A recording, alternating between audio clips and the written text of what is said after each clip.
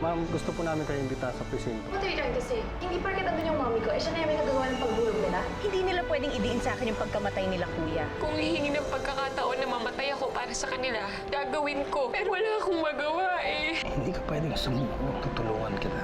Sana man lang naramdaman mo kung gaano kasakit ang mawalan. Goodbye, my dear brother. May tumawag dito at nagsasabi may isang babaeng kaedad ni Angelica ang natagpuan at dinala doon.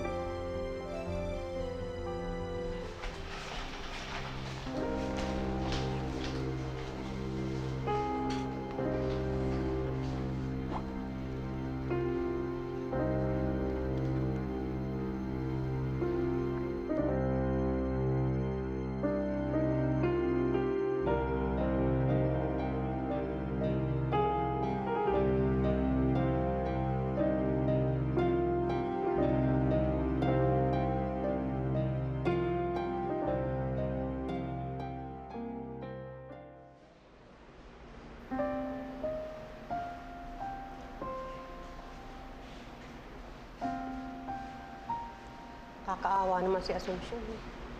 Nawala na yung paborito niyang anak.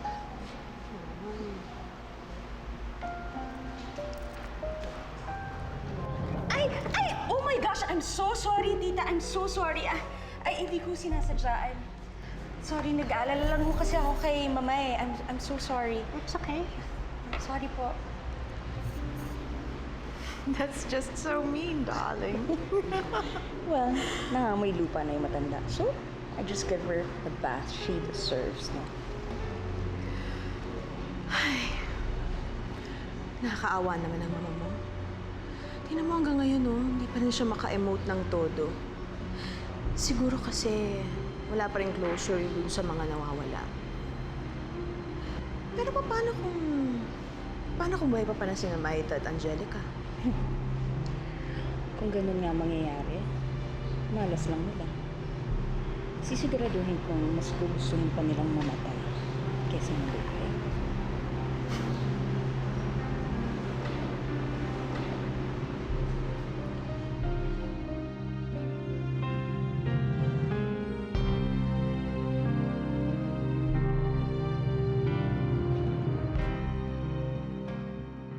Wala ko talaga. Sorry po, sir, pero wala talaga. Sige, salamat. Sige po. Salamat po. Elisa, wala talaga. Mauna na muna tayo. May isa pong ospital dun sa kabilang bayan. Halika, puntahan natin. Ay, Elisa, it's really been a long day. Kailangan mo na magpahinga. Ang dami na natin ospital na napuntahan. May bukas pa naman eh. Baka mamaya hindi ko na makita si inay at ang kapatid ko.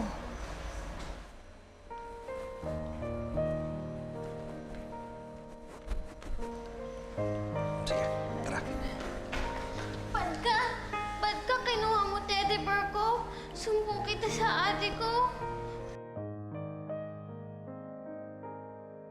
Saan ka ba nagpunta? Namiss kita. Angelica? Alam ko kung nasan ate ko. Angelica! Ate!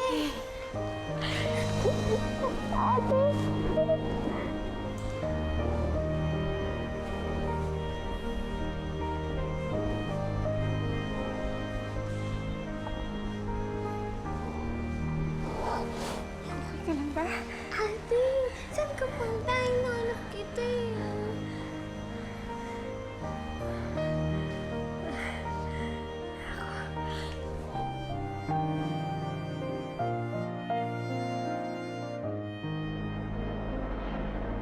Angelica, kamusta pakiramdam mo?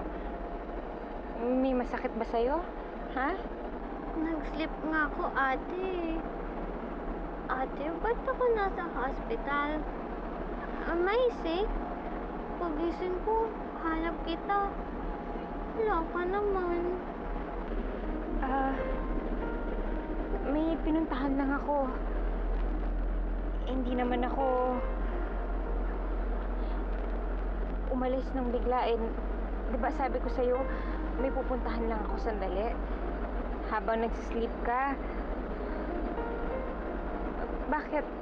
May pinuntahan ka ba? Umalis ka ba ng guest house? No, ate. Good girl ako, Nag-sleep ako. Tapos pagising ko, hospital na. Noisy na. Angelica, di ba gustong-gusto mo mag-swimming? Did you get to swim? No. No. I don't like to swim. But swimming, ate. Takot ako, ate. Huwag ka matakot. Nandito ang ate mo. Hindi na tayo magsiswimming, ha? Ayaw swimming. Ate. Ate, I want mommy. I want to see mommy and daddy. Uuwi na tayo. Pupuntahan natin ang lola mo, ang daddy mo. Yes, I miss daddy and Lola too. But ate, where's mommy? Susunod na lang siya. Andrew, kailangan ko lang ihatid si Angelica, pero babalik agad ako kay Inay. Huwag kang mag-alala, nagpili na ako dun sa mga polis na mag-update sila kapag may mangyari.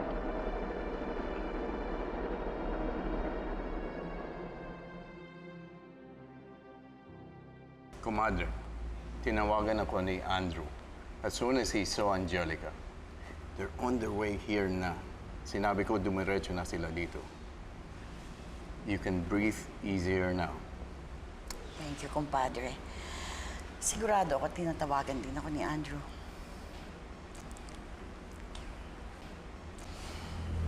This can't be true.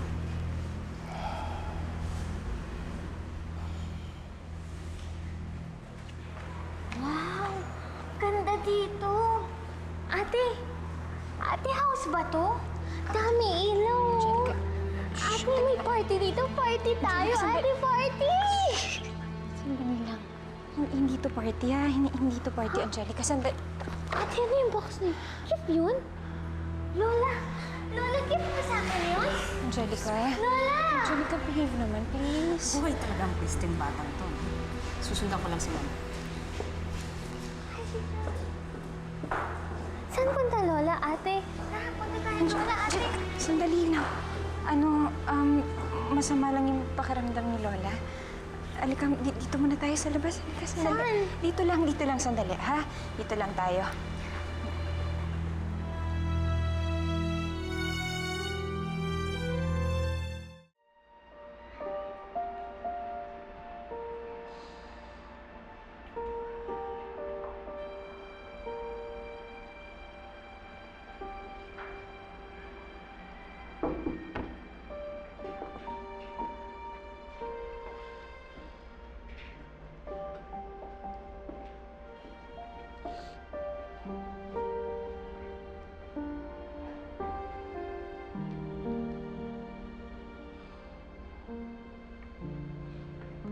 Masama ba akong tao? Masama ba akong ina? At gayon, kasalanan ko ba kung ayaw ko makita ang sarili kong apo?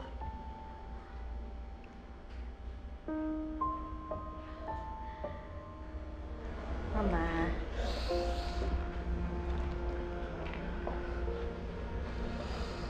Naiintindihan ko kung galit ka kay Angelica. Masakit talagang isipin na siyang dahilan kung bakit namatay si Kuya Bernard. Hindi ako galit kay Angelica. Hindi ako galit sa aking apo. Mahal na mahal ko siya. At hindi ko rin siya sinisisi sa pagkamatay ni Bernard.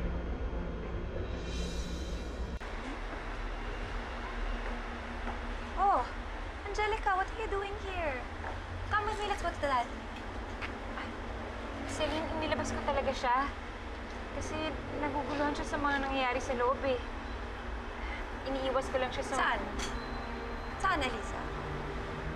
Iniiwas mo siya sa taong nangyari? Na namatay ang daddy niya dahil pasaway siya? Wala siyang kasalanan! Ate, ate, are you fighting? Ate, that's bad. mahalin ni Angelica. Wala siyang kasalanan. Kaya lang,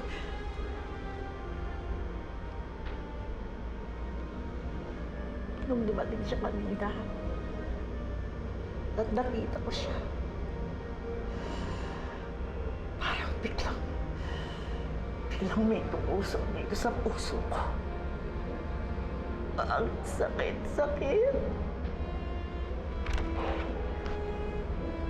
Lalong nanariwa ang sakit na nararamdaman.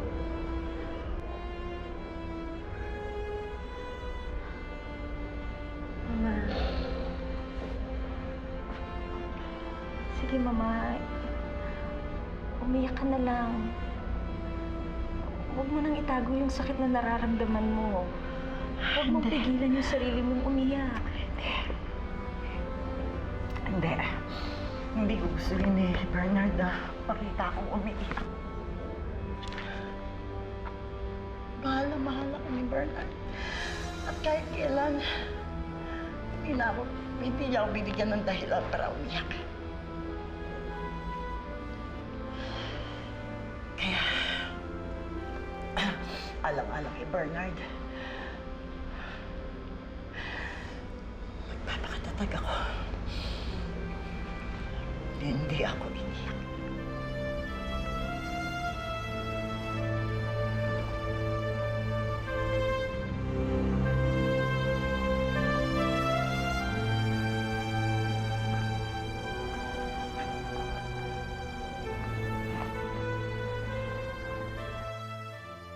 Tama ka naman, Elisa. Wala naman kasalanan si Angelica dito. Hindi lang naman siya nabantayan ng pabayaan niyang yaya, kaya siya tumalon at nangyari lahat nito. The truth is, ikaw ang umiiwas ngayon, di ba? Bakit, Elisa? Nagigilty ka na ba? Wait, Celine. Please. Please rin, Andrew. Kami ang namatayan dito. And believe me, sobrang sakit ang nararamdaman ng pamilya ko ngayon. Pero ikaw, Elisa, sabihin mo nga sa akin, anong nararamdaman mo sa nangyari kay Tita Maita?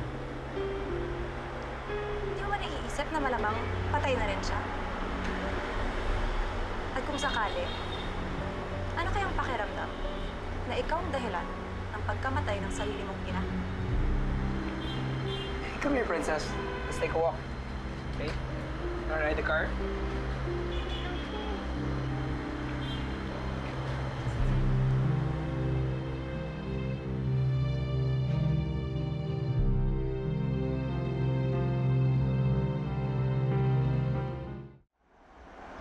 Totoo naman yung sinabi ni Celine eh.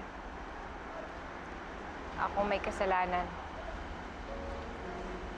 Ako may kasalanan bakit nangyari yung aksidente. Dahil din sa akin kaya nawala ang daddy ni Angelica. Elisa, walang may gusto sa nangyari. Aksidente nga eh. You really shouldn't be too hard on yourself. At tinan mo, kapag bumaba na yung mga emosyon ng mga tao, luminaw na yung mga pag-iisip nila, marirealize na nila wala naman talaga dapat sisihin eh.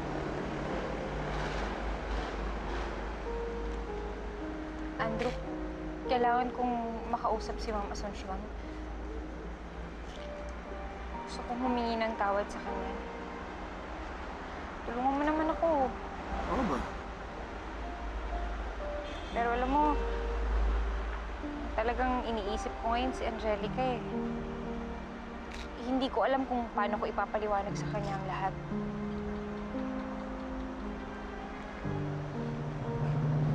Si Angelica. Angelica? Angelica?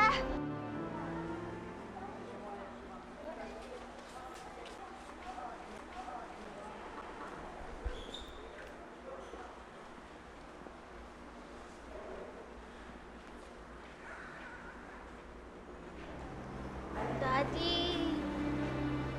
Daddy. Daddy, gising na. Daddy, wake up na. Daddy, di mo ba ako miss, Daddy? Daddy, uwi na tayo. Punta tayo, Mommy. Daddy! Angelica, hayaan mo muna magpahinga ang daddy mo, ha? Ate, di na ba siya gising? Palagi na lang ba siya tulog, ate? Ate, gisingin mo na siya, ate. Sabihin mo, andito na Angelica. Ate, gisingin mo na siya. Daddy, wake up na. Daddy, wake up! Angelica, Ate, tama na gising yan. Tama na, Angelica. Ate, gisingin mo na. Daddy. Daddy, wake up. Daddy. Daddy. Ate, gisingin mo na. Angelica, tama na yan. No, ate, gisingin mo na. Susumbong kita kay Daddy. Sabihin ko, ayaw mo siya gisingin. Daddy, wake up na, Daddy. Angelica, Ate, di ba good girl ka? gisingin Di ba mo na. nag-usap na tayo? Di ba, Ate. Ate, gisingin mo na siya, ate. Daddy, wake up! Pwede ba? Huwag kang gumawa ng iskandalo dito, ha? Hindi ka naman kaano-ano nung namatay. Umalis ka na nga dyan. Unang bahala sa pamangkin ko. Daddy, ang tita. Tita, Daddy. Daddy, wake up. Tita. Daddy, gising mo, Daddy, tita. Daddy, wake up. Daddy, wake up.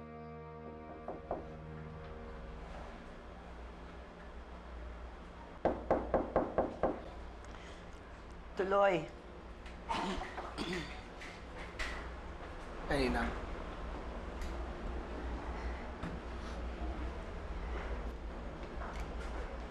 Maupo kayo.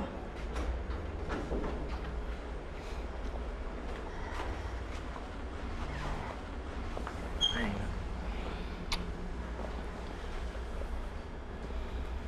Sinamahan ko lang si Lisa. Gusto daw niya akong kausapin.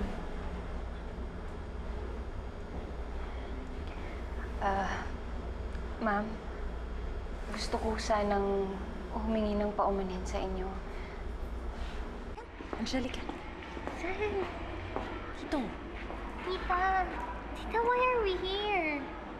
Ay, kasi may gusto akong sabihin sa'yo. Pero, secret lang natin to, ha? Secret? Mm-mm. Tita, ano secret natin? Alam mo kasi, may party talaga tayo dito later. Kaya nga, you're right. You're so smart talaga. Alam mo, that's why you're my pamangkin. You're really the best. Yay! Tita, party tayo. Pasensya po kung hindi ho ako nagkaroon ng lakas ng loob na kausapin kayo.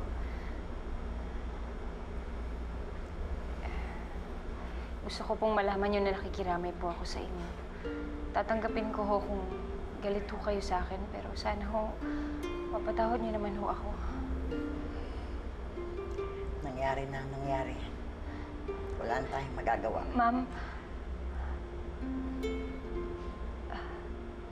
Ma'am, gusto ko po sanang makiusap sa inyo kung pwede ho sanang babalik na lang ho ako dun sa rest house para ho hanapin si Inay. Baka po pwedeng iwan ko muna dito si Angelica. Yun naman talaga ang dapat. Total, nandito naman sina Celine at Jordana. Sasabihan ko na lang sila. Maraming salamat po. Tutuloy na ho kami.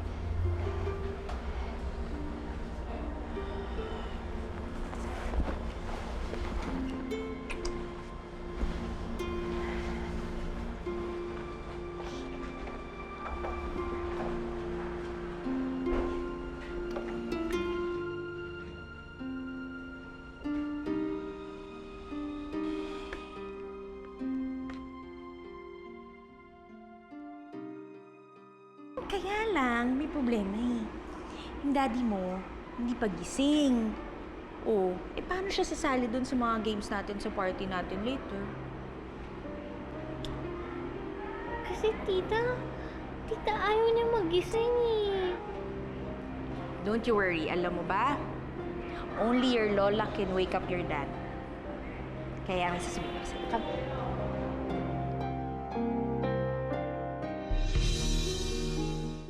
Anak, pasensya ka na kung pinaubaya ko na kay Elisa ang paghahanap sa asawa mo.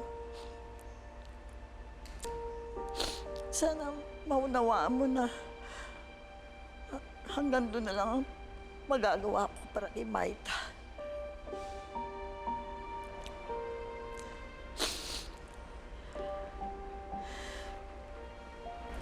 Lola, Lola, gisingin mo na si Daddy. Baka di siya makasali sa party. Walang party dito. Walang party. Kaya huwag kang maingay because your daddy is resting, okay? No, Lola. Lola, you're a liar. May party dito, Lola. May party. Please, Lola, gisingin mo na Daddy, Lola. Huwag matigas ang Gisingin ulo mo na mo. Daddy, Matigas ang ulo Lola. mo. Halika. Let's go. Lola, no. Let's go. No, Lola, gising mo na Daddy. Lola, Enough is enough. Lola. I want Daddy.